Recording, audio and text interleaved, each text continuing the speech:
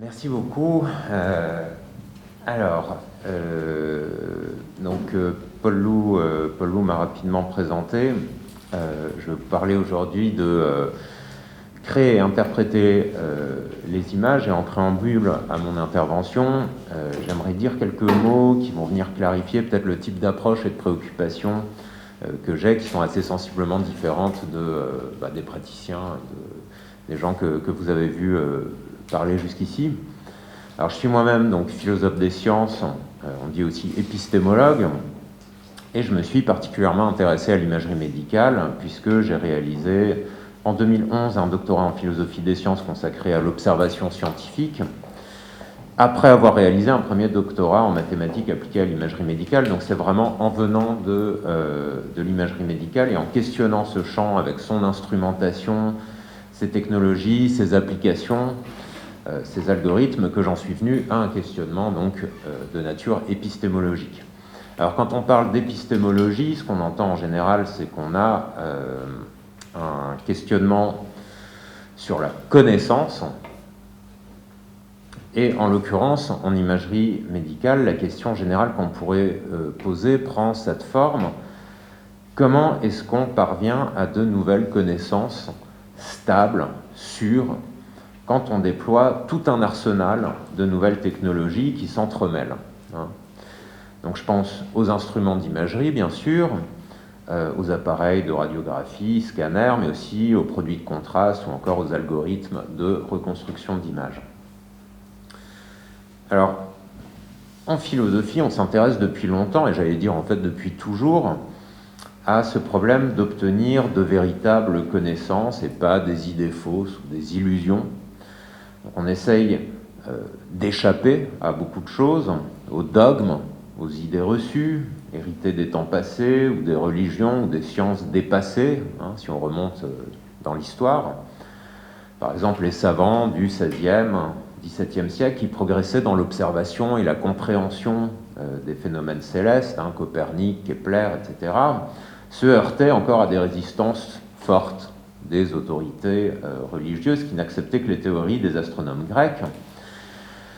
Alors à chaque époque, ces problèmes, ces obstacles épistémologiques, en tout cas en épistémologie, quand on étudie ce genre de situation, on s'intéresse donc aux obstacles qui sont posés devant la connaissance. Parfois il faut échapper aux dogmes, parfois aux maladresses de raisonnement. Dans d'autres cas, il faut échapper aux illusions, à ces situations lors desquelles nos sens sont trompés, parce qu'on observe des phénomènes qui sont trop fugaces ou que nos instruments de détection ne sont pas assez raffinés, par exemple. Alors, je crois que pour revenir au cas de l'imagerie médicale, quand on s'intéresse à ces techniques d'un point de vue épistémologique, on peut poser au moins un double problème. Il y a d'une part comment s'assurer que le matériel dont nous disposons est correct. Donc c'est un travail de calibrage, de vérification régulière, d'entretien du matériel. Et cette question se pose d'autant plus avec des dispositifs qui sont de plus en plus complexes, de plus en plus sophistiqués, avec donc une chaîne de production des données d'imagerie de plus en plus longue. Alors on pourrait dire que plus la chaîne de production est longue, plus elle est susceptible d'être entachée d'une erreur, d'un problème quelque part. Mais la fiabilité des instruments d'observation, même optiques, donc relativement simples, a longtemps été décriée, comme en témoigne par exemple le refus de Bichat d'employer le microscope au tout début du XIXe siècle. Donc ce problème existe, même avec des instruments qui n'ont pas toute cette chaîne de production et qui ne sont pas du tout du même ordre de complexité que ces instruments contemporains qu'on discute aujourd'hui. Donc ça, c'est le premier problème. D'autre part, la sophistication de nos moyens de production des images, donc cette longueur de la chaîne de production, entraîne aussi peut-être une complexification, cette fois-ci, de l'interprétation, indépendamment de tout dysfonctionnement. Et c'est en tout cas ce point-là que j'aimerais discuter un peu plus en détail aujourd'hui. Alors si on part de notre expérience visuelle de la vie quotidienne, on peut estimer qu'on est relativement égaux. Quand on regarde quelque chose, comme l'image que vous avez à gauche, on la décrit avec un niveau d'expertise relativement proche. Donc on va sans doute tous parler de route ou d'autoroute, de pont, on reconnaît un téléphone, etc. Bon. En revanche, quand on utilise un appareil imageur d'un laboratoire scientifique, cette fois, eh bien, l'image obtenue va s'éloigner de l'expérience visuelle ordinaire et ainsi convoquer un type d'expertise qui est cette fois-ci non universellement partagée. C'est la raison pour laquelle eh bien, on a des spécialistes qui sont formés dans ces diverses branches scientifiques, on a des radiologues, on a des astrophysiciens, on a des médecins nucléaires, etc., chacun spécialisé dans la lecture ou l'interprétation de certains types d'images. Alors c'est peut-être le modèle qui prévaut jusqu'ici, à savoir que la spécificité et la complexité d'une technique de mise en image, donc la production de l'image, est en quelque sorte compensée par le savoir et le savoir-faire de spécialistes, comme si à une phase d'encodage du phénomène sur l'image devait répondre à une phase de décodage lors de l'interprétation de l'image. Alors, essayons donc de voir rapidement quelles pourraient être les exigences qui pèsent sur les spécialistes d'imagerie en revenant au cas de la radiologie. Alors, de quoi doivent-ils devenir les experts ? Je ne vais pas être exhaustif sur la question, je ne suis pas le mieux placé ici. Vous avez vu en outre, on a vu ensemble d'autres présentations qui ont pu donner un aperçu de ce qui est demandé aux radiologues, mais tout d'abord, ils doivent bien maîtriser la manière dont leur instrument met en image le phénomène. C'est le plus beau diagramme que j'ai trouvé. Voilà, donc en radiologie, c'est la compréhension du caractère pénétrant du rayon X, qui ne se comporte pas comme de la lumière visible, qui vont traverser les tissus avec différents coefficients d'atténuation, etc. Alors, bon, les radiologues connaissent bien ça, je pense que même tout le monde sait que les rayons X ont ce pouvoir de pénétration. Et puis en plus de cette connaissance fondamentale autour de la technique même, le radiologue doit connaître d'autres choses, parmi lesquelles le fait qu'en amont, on en a parlé tout à l'heure, il y a éventuellement ces produits de contraste qu'on injecte aux patients pour mieux mettre en évidence certains organes ou les réseaux vasculaires. Et puis il y a leur pharmacocinétique, c'est-à-dire le trajet qu'ils suivent dans l'organisme jusqu'à élimination, ce qui est valable aussi en médecine nucléaire avec les traceurs radioactifs. Il y a la connaissance du protocole d'imagerie qui a été mis en œuvre, ça aussi ça a été dit tout à l'heure, l'utilisation d'une technique certes, mais avec quels paramètres, il y a énormément de facteurs qui rentrent en ligne de compte et qu'il faut connaître. Il y a le traitement informatique des images en sortie une fois les données produites, toutes sortes d'algorithmes de reconstruction par exemple. Et donc, pour entrer un peu plus dans les détails de cette partie-là, donc traitement informatique d'images, par laquelle par exemple des images planaires, donc les radiographies quasiment conventionnelles qu'on connaît,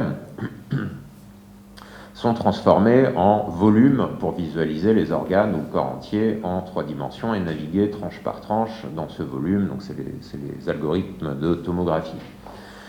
Alors les radiologues doivent posséder une bonne connaissance en algorithmique, mathématiques, traitement d'images, de données, d'informations, pas forcément au point de pouvoir eux-mêmes programmer ces algorithmes, bien entendu, chacun son métier. On ne leur demande pas non plus de savoir construire un appareil de radiologie, mais d'en connaître quand même un petit peu les fondements physiques. Voilà. Et donc, à chaque fois, il s'agit de bien connaître au moins la théorie en étant capable de détecter aussi, par exemple, les erreurs propres, ici, aux algorithmes de traitement des données. Alors, derrière, il y a encore d'autres étapes de visualisation, par exemple, à travers le choix de couleurs judicieux qui relèvent le phénomène d'intérêt. Donc voilà un certain nombre de dimensions qui entrent dans l'expertise, ce que doit connaître, ce que doit savoir un radiologue. Et puis enfin, il y a le médical, c'est-à-dire la manière dont ces images vont être associées aux problèmes de santé rencontrés par les patients. Donc, ce sont des connaissances en médecine générale, en anatomopathologie, et puis la manière, évidemment, dont la technique radiologique ou autre technique d'imagerie médicale représente ces diverses anomalies. Voilà, donc je fais que couvrir très grossièrement, évidemment, ce problème consistant à dévoiler le contenu de la formation d'un radiologue pour l'interprétation des images. Pour donc donner corps à une idée, l'idée suivante, qui est que plus une technique d'imagerie évolue et devient sophistiquée, par exemple quand on considère le passage de la radiologie classique au scanner à rayon X, plus bien sûr c'est intéressant pour accéder à une information plus fine et détaillée chez les patients, mais cette information ne contribue bien sûr à une connaissance sûre et fiable qu'à la condition qu'un médecin radiologue soit capable d'interpréter correctement les images produites. Or, ces images sont extrêmement riches, et on vient de voir qu'il y a des facteurs très nombreux qui y contribuent, d'ordre médical, physique, chimique, mécanique, mathématique et informatique. Il y a donc cette idée que pour compenser la sophistication d'une technique d'imagerie, l'interprète de l'image devrait posséder une expertise qui ne cesse de s'élargir, de s'enrichir dans diverses directions. Donc je reviens sur cette formulation en termes de compensation. Une technique d'imagerie complexe, sophistiquée, va être compensée par une expertise plus poussée de l'interprète de l'image. L'encodage plus poussé de la connaissance demande un décodage lui aussi plus poussé.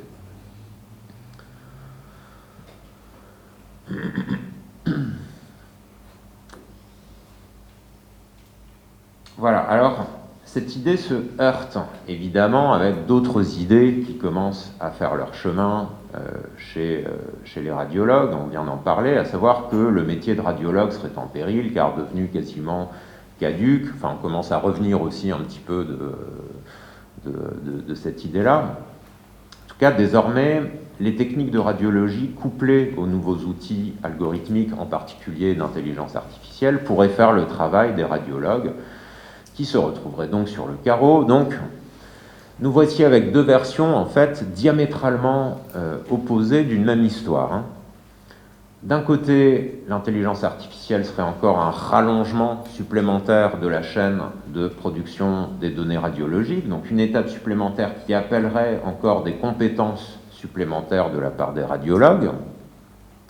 D'un autre côté, l'intelligence artificielle viendrait rompre avec l'idée selon laquelle, quand on complexifie, quand on rallonge, quand on greffe de nouveaux outils sur une technique d'imagerie déjà existante, eh bien, l'expertise requise lors de l'interprétation deviendrait encore plus pointue, au point que l'expert ne serait même plus nécessaire. Alors, que penser?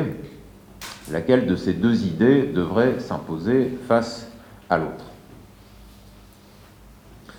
Eh bien, il me semble que ce que l'intelligence artificielle révèle au grand jour, c'est que notre hypothèse de départ est peut-être discutable, celle selon laquelle plus on sophistique nos systèmes d'imagerie, plus l'expertise doit elle aussi être sophistiquée lors de l'interprétation. En fait, cette hypothèse, elle repose sur une séparation stricte entre production et interprétation des images, qui serait associée, la première à un encodage et l'autre, je l'ai dit, à un décodage de l'image. Et je crois que c'est cette association stricte entre production d'images et encodage en particulier qui est véritablement à discuter. Le dispositif d'imagerie, au sens large, donc pas seulement l'instrument en lui-même, mais aussi ce qui accompagne la production de l'image en termes d'algorithmes, etc., eh bien, tout ça peut aussi participer d'un processus de facilitation de l'interprétation, donc pas de renforcer un encodage toujours plus complexe. Et ça même d'ailleurs sans les outils qui sont propres à l'intelligence artificielle. Les exemples sont finalement assez nombreux, où certains des éléments de la chaîne de production des données sont mis en œuvre pour décoder et donc pour faciliter ou même permettre l'interprétation. Alors prenons des images d'IRM, je ne vais pas rentrer dans les détails de la technique, mais il faut savoir que les données produites, les données brutes produites par un IRM sont absolument illisibles pour l'œil humain, vous les avez à gauche, parce que ce qu'on mesure, c'est des fréquences, et non directement des positions spatiales. Donc, les méthodes pour reconstruire l'image spatiale à partir de l'espace des fréquences sont très bien connues, elles reposent sur la transformée de Fourier, peu importe. En tout cas, on constate que lors de la production de l'image qui sera donnée à interpréter au radiologue, que l'information concernant le patient a été encodée, certes, dans un premier temps d'une manière qui serait absolument illisible, même au meilleur radiologue, hein, cette image-là dans l'espace des fréquences, personne ne sait la lire, c'est pas une question d'expertise. Mais les traitements numériques en sortie d'instruments, relativement simples, une simple transformée mathématique, qui sont certes une étape supplémentaire dans la production de données, contribuent largement déjà à décoder ces données. Donc ces traitements soulagent le radiologue d'une tâche qui serait d'ailleurs impossible à réaliser pour la correcte interprétation des données. Et ils sont encore une fois pourtant beaucoup plus basiques que les algorithmes d'intelligence artificielle dont on parlait tout à l'heure, qui participent de la détection des lésions sur une image par exemple. Alors, est-ce que ça veut dire que le statut de radiologue est menacé en fait depuis plus longtemps qu'on ne le disait, parce que nous savons utiliser nos techniques de sorte à largement maîtriser le niveau de complexité? Il est clair en tout cas que l'allongement de la chaîne de production de l'image médicale n'entraîne pas nécessairement une augmentation incontrôlée de la complexité de l'interprétation. Et en outre, le fait qu'une opération supplémentaire, comme cette transformée de Fourier de l'IRM, donc le fait que cette opération facilite l'interprétation, n'enlève rien au fait qu'il s'agit quand même d'une opération supplémentaire qui peut entraîner ses propres problèmes et artefacts.